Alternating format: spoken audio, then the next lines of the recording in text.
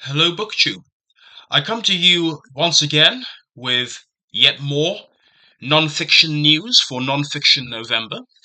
I have recently been reading yet more books about Iran during the 20th century, and one such book, which I have recently completed, is Patriot of Persia by Christopher de Bellaigue, a book which I can say, despite all its flaws, is very well researched, marvelously well written, and incredibly exciting in the way it tells the story of this most fascinating of figures in Iranian history.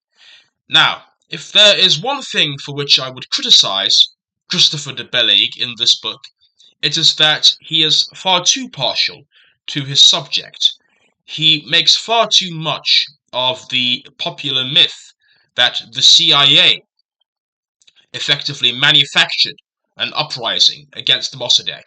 I think the evidence we have now is quite clear that the CIA had very limited influence on the streets of Tehran during those heady days of 1953, and that it was ultimately Mossadegh's mishandling of the political situation that drove many of his erstwhile allies, such as the Ayatollah Kashani and many others, to the other side, to the side of the Shah, because they felt that if things continued down the path that they were going, the result would be a takeover of Iran by the Iranian Communist Party, the Tudeh Party. So I am not entirely convinced by de Bellaigue's thesis that this was all the work of perfidious Albion and her American brethren. For all that, this is still a very fine biography, and I certainly learned a lot more about Mossadegh uh, than I had known previously.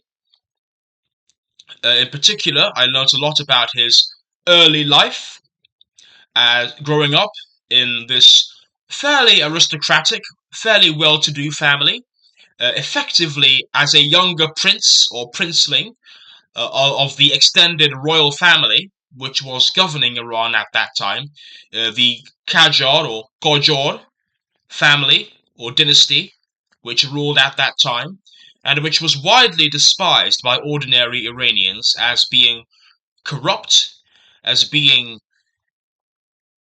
in hock to foreign powers, and as being responsible for Iran's decline and downfall, specifically for allowing Iran to fall under the influence of the infidel powers of Britain and Russia. And it was ultimately the Pahlavis under the cunning general Reza Khan who overthrew the Qajar dynasty and set up a new dynasty, the Pahlavis, in their place. And Reza Khan crowned himself as the new Shah of Iran in the year 1925 and inaugurated a new dynasty which promised to restore Iran to greatness and to modernize the country, to drag it out of its many decades of backwardness. Now, Mossadegh was one of the few politicians at that time who did not accept the seizure of power by Reza Khan, and who bravely resisted when Reza Khan, who later became Reza Pahlavi, crowned himself Shah. Now, whatever you think of Mossadegh, and I have a very negative opinion of him and of the way he handled the events of the 1950s, he was an incredibly brave and principled man. And he didn't oppose Reza Pahlavi simply because of family loyalty to the Qajar dynasty of which he was a member, at least a minor member. But it's quite clear from this book that he had genuine, sincerely held democratic and liberal beliefs that he was willing to suffer for in his life. And he did indeed suffer greatly as a result of his opposition to the new Shah. As a matter of fact, during a very traumatic evening, when his family witnessed him being beaten up by Reza Khan's thugs, his daughter actually had a panic attack and what appears to be a nervous breakdown when she was witnessing this happening to him. And unfortunately, she never quite recovered. And poor Khadija did not was not restored to sanity. She spent the rest of her days living as a virtual invalid. And it's just one example of many of the way in which Mossadegh's willingness to fight for what he believed in and his refusal to back down from what he regarded as principle caused him and so many of those who knew him and loved him to suffer very greatly, including close members of his own family. Now, Mossadegh had a storied career leading up to the time when he assumed the prime ministership. Under previous Shahs, he had been governor of a couple of provinces in Iran, where he had developed a reputation as an incorruptible and incredibly intelligent and forthright man who knew what he wanted, or was determined to deliver for the people, and who spoke out against abuse and injustice anywhere he saw it. And this garnered him a massive popular following, such that he was able to parlay this into a political career that would last for many decades.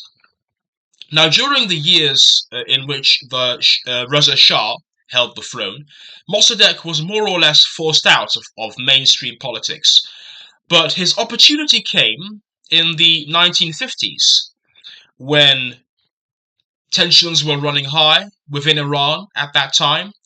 Nationalism was on the rise, and the people of Iran were determined to take back their country, and indeed their oil fields, from the foreigners, specifically from the Anglo-Iranian Oil Company, which controlled the oil fields at that time. So Mossadegh, who was the foremost champion of nationalization, quickly became fated as a potential prime minister.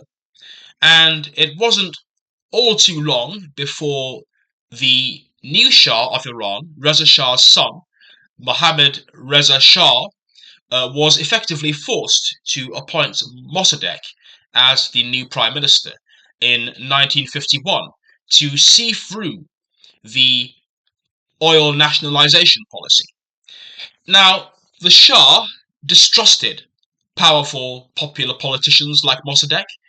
He was determined to have his own way and to rule, not reign. And he was never at all comfortable with the constitutional framework that was put in place as a result of the so-called constitutional revolution of 1906, which actually forced the old Qajar Shahs to accept some elements of democracy, to accept some elements of parliamentary rule, and to share their rule effectively with not only parliament, but also to a certain extent with the clergy. Now, Mohammad Reza Shah had his own ambitions for modernizing Iran. He wanted to do so in the mold of his father, who was a staunch authoritarian who brooked no opposition from any quarter, especially not from the Iranian mullahs at that time, who ran large parts of the countryside, more or less, through their hold on the faithful. And he was determined to break the power of the mullahs and force through an ambitious program of westernization. Now, in doing so, he alienated an awful lot of people. So when his son, Mohammad Reza Shah, came to the throne, he inherited a throne that was in dire straits politically, and that had lost a lot of its goodwill and popular support. So he had to work on gradually clawing the lost prestige of the monarchy back, This wasn't going to happen overnight, and Mossadegh was perhaps the foremost opponent standing in his path.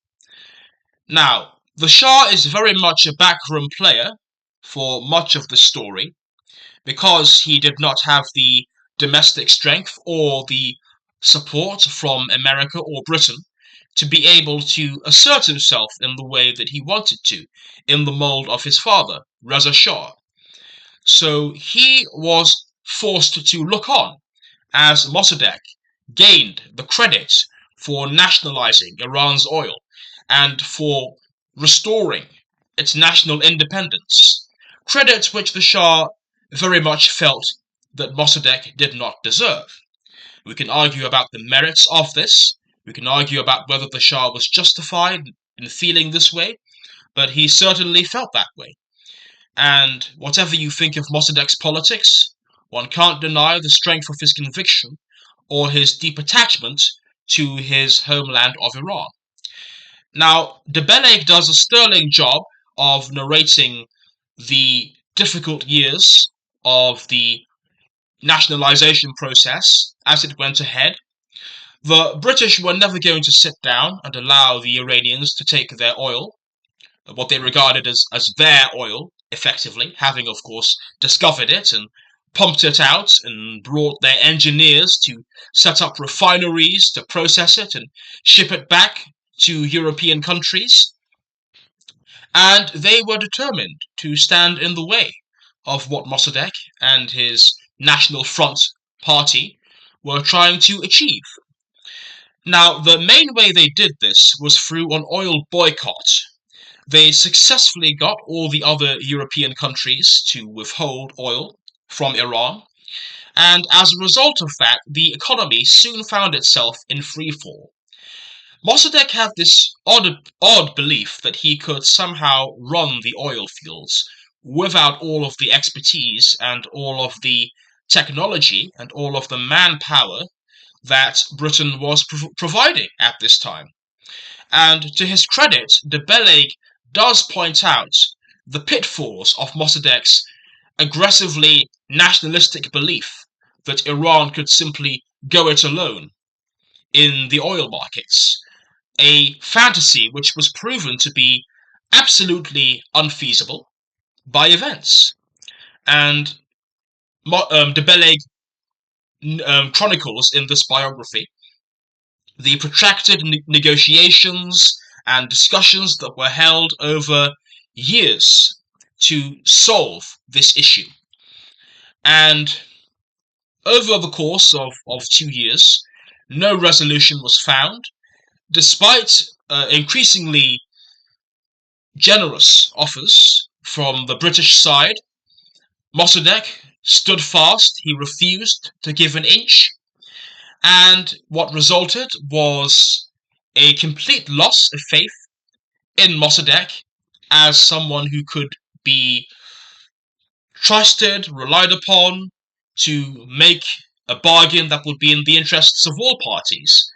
And the decisive factor in all of this was perhaps the role of the United States, which had started off very much sympathizing with Mossadegh, as it did with all third world countries who were seeking independence at that time from European powers. And what happened was that Mossadegh's increasingly aggressive nationalism pushed the Americans more and more towards the side of Britain. And this resulted in the events of 1953, in which the CIA, if you believe de Beleg's account, more or less bribed large numbers of Iranians, including clergy, army officers, and of course ordinary people, into chasing Mossadegh out of power and restoring the Shah to his full authority. Now, I think de Beleg's account is deeply flawed, and I think it has been superseded by all the evidence we have now that this was very much an Iranian job. This was an inside job. This was very much a domestic uprising, and the role of the CIA is very much overblown. And to say that people like the Shah or General Fazlollah Zahedi were simply marionettes in the hands of the West is simply playing into what I think is the Iranian regime's propaganda about foreign imperialism. So this was a fascinating, frustrating, but deeply fascinating and very well written biography of one of the most important figures in Iranian and perhaps even in world history, at least when it comes to the 20th century. And had Mossadegh remained in power, had Iran remained on its liberal democratic path, who knows how history would have turned out. Personally, I'm much less optimistic than Christopher de Beleg is that it would have turned out well. None of the countries of the Middle East have been able to navigate a smooth transition from backwardness to modern Western style liberal democracy. Even those countries which had it for some time, like Turkey, are backsliding. So, whether or not de Beleg is justified in his assertion that Mossadegh was Iran's last hope for democracy uh, is unclear. I'm not so convinced. The next book, which I would like to introduce you all to, is one I'm still reading. It's again on the subject of Iran. This time, it's about the Iranian Revolution. It's called The Fall of Heaven, the Pahlavis and the Final Days of Imperial Iran. And that is the Shah there that you see, the rather grim, bespectacled figure in his fine suit. That is his wife, his consort, Queen Farah, or Faradiba, as she was born, who is still alive and is a very old woman now, living in exile because the revolution forced the entire royal family to desert their homeland in order to escape the frenzied Islamist mobs that wanted to slaughter them all. This is an incredibly well researched, brilliantly written, masterfully retold story about how Iran descended into the abyss. Andrew Scott Cooper is, I believe, he's an adjunct professor at Columbia University, or at least he was at the time this book was released, which was in 2018 or thereabouts. So it's a more recent release than the Beleg's book, which I think was released in 2013 or thereabouts. But this is a fantastic book. Andrew Scott Cooper has spoken to every single living person, it seems, who in some way had something to do with Iran during this time, including members of the royal family, such as the Shah's son and heir, Reza Pahlavi, who is actually still today an activist against the Islamic regime in Tehran, the Queen herself, Faradiba, and many of the politicians and the generals and even some of the revolutionaries who were involved in what was going on. It was truly a world-shaking moment in the history of Iran, of the Middle East, and things would be much different today had the Shah managed to cling on to power.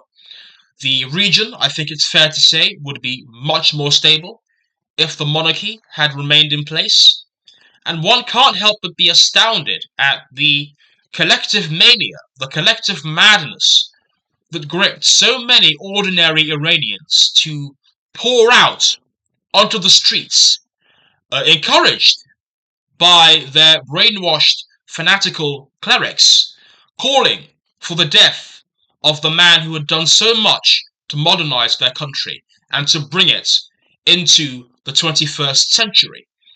It's deeply disheartening, actually, to read of a nation's descent into backwardness, a nation's atavistic retreat into medieval barbarism.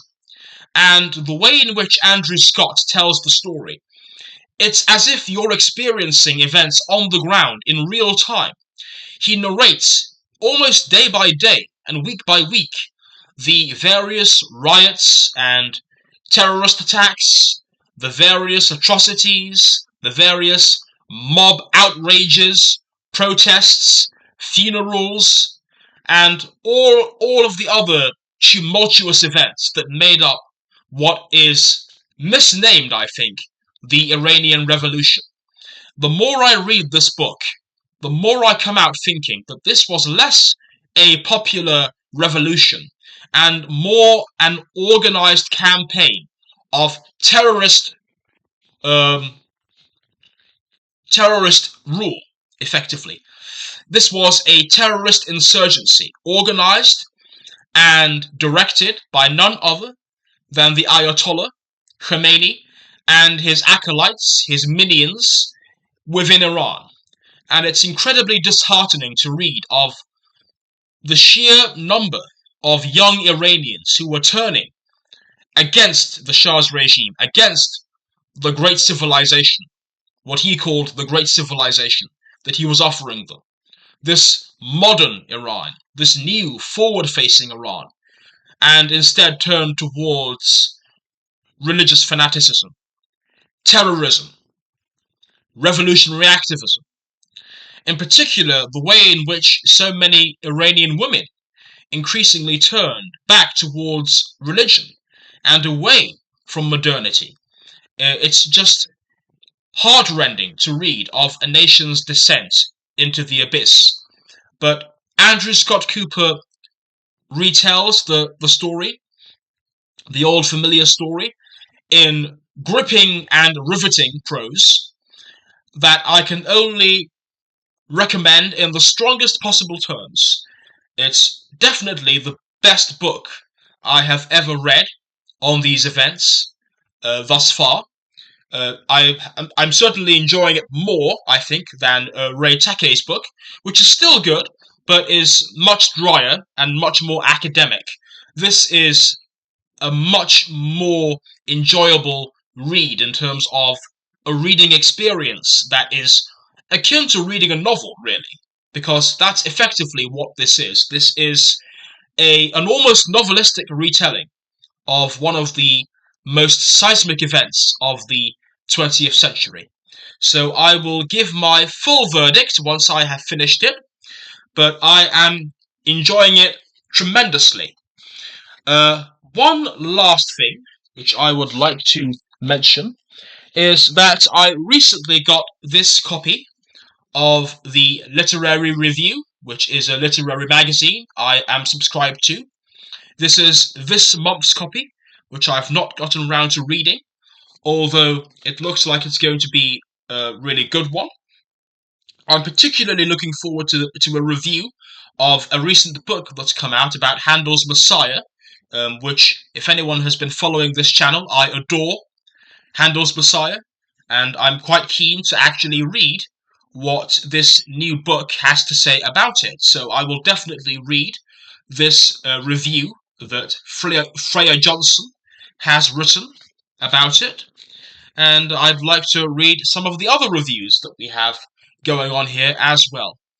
So that is all from me, and I hope to join you again very soon. Bye for now, BookTube.